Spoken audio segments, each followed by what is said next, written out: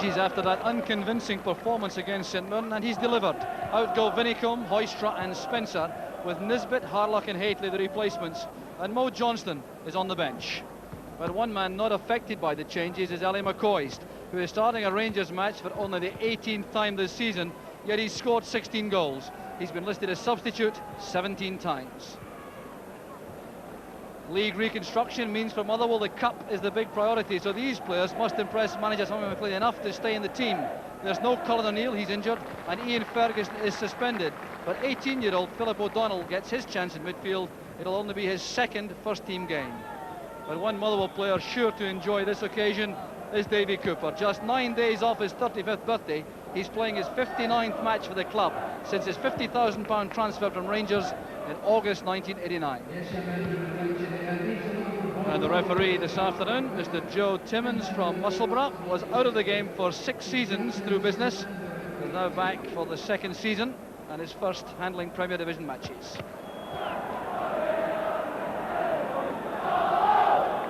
So Mark Haitley and Ali McCoist get the game underway. Now, although the surface may look patchy in place, it is very true and even, although it is expected to cut up. Here's Trevor Stephen going forward. The early ball inside, collected by Alistair Maxwell, the Motherwell goalkeeper. Fine burst there from Stephen.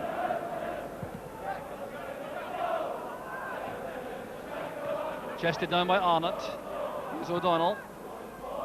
Well, that'll help him settle. A fine pass to Boyd. Phillipen took up good position to receive the pass. John Brown winning that from O'Donnell. This is Walters. Harlock fouled by Cooper. Cooper helping there in midfield from his central attacking position. So Nisbet with the free kick for Rangers. Gough has gone forward. Nick Cusack was back helping in defence. He has conceded the corner kick. And that's the first corner of the match to Rangers. Richard Gough looking to become involved in an attacking sense.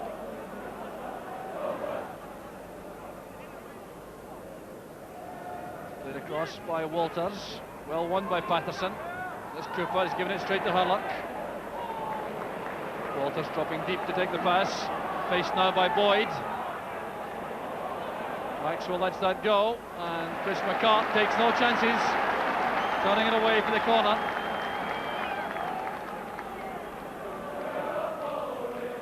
This is Trevor Stephen with the corner. Haitley and Gough at the edge of the box. Back it goes to Spackman. And Maxwell saw that late. It was deflected wide by Cusack. Well, I reckon Alistair Maxwell would be greatly relieved about this. That shot deflected away, but Maxwell undoubtedly saw it very late. Looking for Haitley. The header by Nisbet. And that could scarcely have been closer. Well, Scott Nisbet looks completely frustrated. You'll see why from this, as Haitley wins this ball, plays it in. There was Nisbet. He didn't get quite enough on that header. So let's up again for Motherwell. Here's Dougie Arnott. Working on scraps so far in the match, but that's a fine turn, and Cooper is onside. This is promising for Motherwell. John Brown was there, and a very careful clearance by Brown.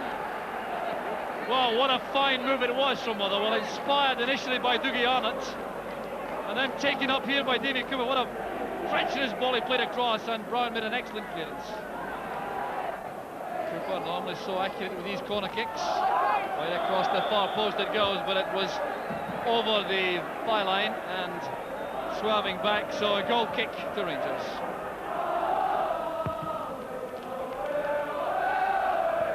Patterson's header. Cooper, good control with his head. Oh, brilliant play from Cooper, setting it up there for Arnott. Well, the magic is clearly still there. Well, he took a knock in the end, applauded justifiably by these Motherwell supporters. Now just look at this, the close control, confidence, dribbling skill, finding that excellent pass through for Arnott, who scooped the shot over. So the work is completed by physio Bobby Holmes, and Cooper remains on the field.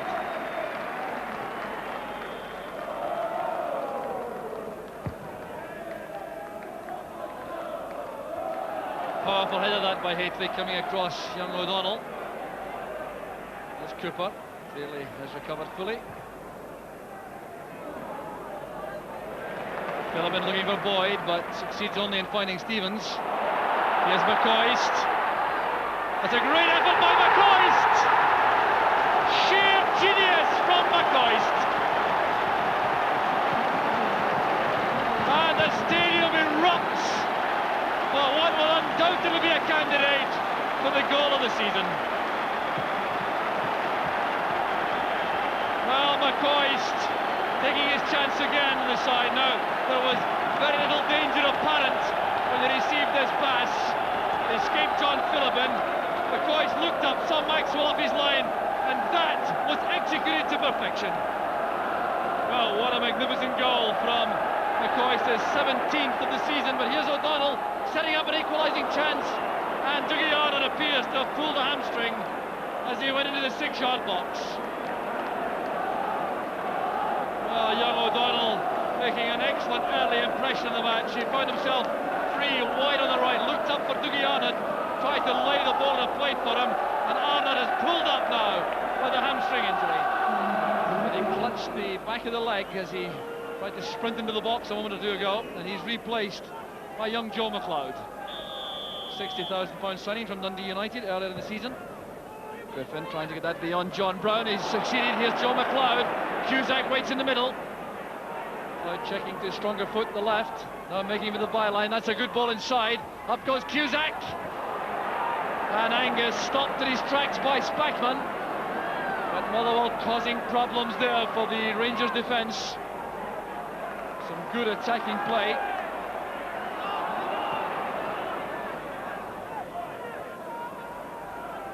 Spackman forward, there's McCoist. Careless layoff though. That's good play from Motherwell. Angus and O'Donnell linking well in midfield. This is Cooper. Now McCart. Into the gap it goes for Angus. Good play again from Motherwell.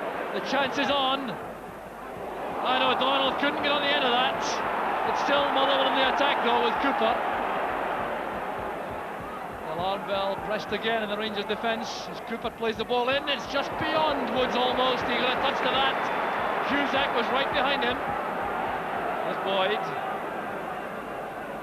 Give the return pass, challenged by Stephen. Here's John Phillips, and Walter Smith has come out of the dugout to shout some instructions to his players.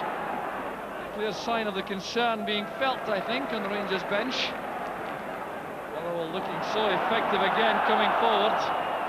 Phillips penalised for handball. Well, what a fine move it was from Motherwell. The break was on there as Angus came through the inside right channel, played the ball right across for Philip O'Donnell, who couldn't reach it. And then when Davy Cooper sent the ball across, Chris Woods appeared to be in trouble, but just stretched there to play the ball away from Cusack. Joyce header that was well won by Craig Patterson. Here's Trevor Stephen. He has scored it out of the danger area, but he has help here from Stevens. Walters is offside. It wouldn't have counted. Rangers fans over on the far side not at all happy when the flag went up, but Walters still failed to find the net. It was the ball played forward there which caught Walters offside.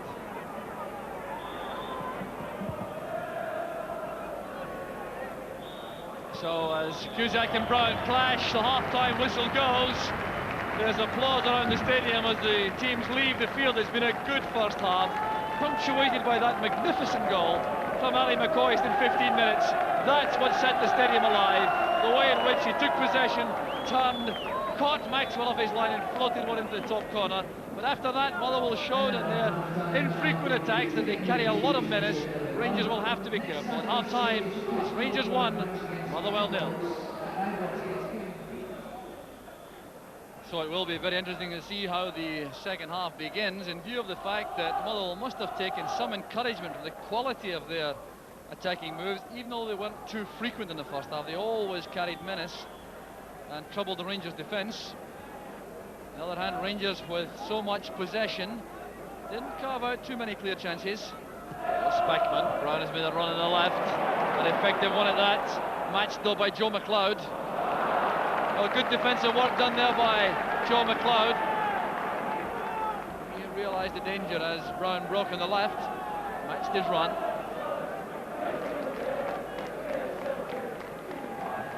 Hateley on the near post. It's well won by Boyd. Here's Spackman. And Walters. Hateley is there for Rangers. That is turned away by McCart. The challenge initially on Hateley was made by Griffin.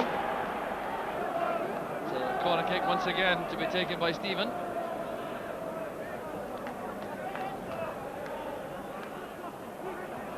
Held away by Phillippen. John Brown trying to get the shot on target. Here's Nisbet. Walters has gone offside. Free kick to Motherwell, and the chance now to make the substitution. John Brown doesn't look too keen to leave the field, but he now has spotted the board and is coming across rather slowly. Oystra is the replacement, and some reorganisation of the Rangers' ranks required. Nigel Spackman has dropped back into defensive position, allowing Oystra to go wide in the left flank. Headed on there by Cusack, won by Spackman. Now Goff. Looking for Hoystra on the left. A new problem for Jim Griffin. There's Hateley. And a magnificent save from Alistair Maxwell. They reacted superbly to the changing circumstances there. As Hoystra broke, the ball whipped across. It came off Hateley, then Phillippen. And that was excellent goalkeeping. Goal kick's given. Walters couldn't control the short corner kick. We now had confirmation of the official attendance, 32,192. Now still under 6,000 below capacity, as the stadium is being reconstructed.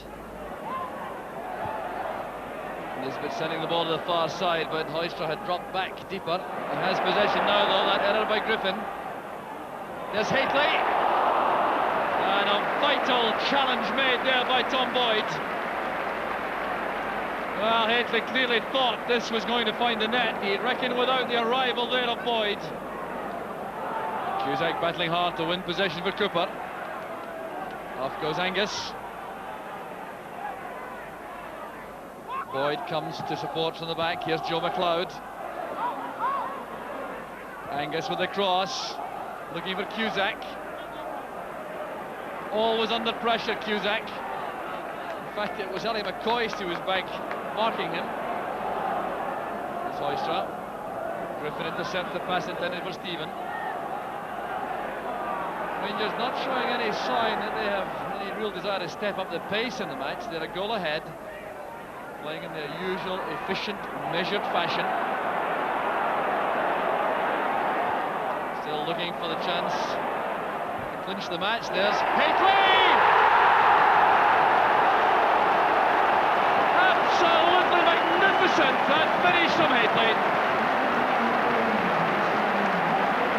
Well, McCoist got across. Whatever McCoist can do, Hateley got matched. That's what he's telling us with this finish. Played forward there by Trevor Stephen, there appeared to be very little danger, but he lofted that in under the crossbar and Maxwell was beaten. Well, joy for these Rangers supporters. Mark Hateley scoring a fine goal, his 11th of the season, and surely making the task too difficult for Motherwell. Well, I think he was trying to find McCart with that pass, but Walters releases Hateley. Stephen is up in support, so is Harlock. Hateley making for the near post. That was well blocked by Maxwell.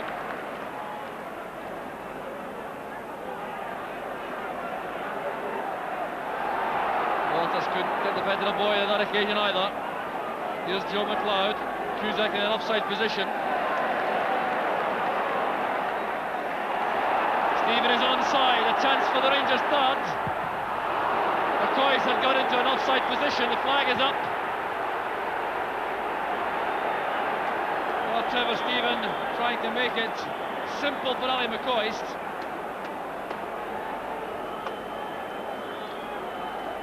So Nick Cusack is coming off for Motherwell. The replacement is Steve Kirk, and that might be in Cusack's interests. He's been booked in the match. He's clearly become somewhat upset from time to time, explaining himself to his manager as he makes for the bench. Steve Kirk goes on.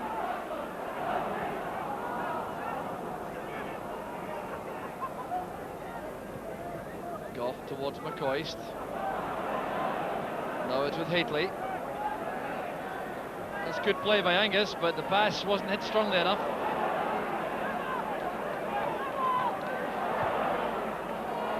Here's Walters on the break, chased by Patterson.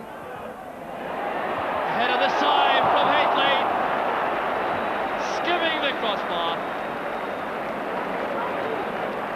Well, that could scarcely have been closer. Played forward there by Trevor Stephen. Walters doing well to make room for the cross. There was Haitley with lots of power and just too much elevation. A comfortably enough win in the end for Rangers, thanks to the second half goal from Mark Haitley, emulating the chip shot of Ali McCoist in the first half, with a fine left foot effort which sneaked in under the crossbar beyond Ali Maxwell. Final score at Ibrox, Rangers 2, Motherwell 0.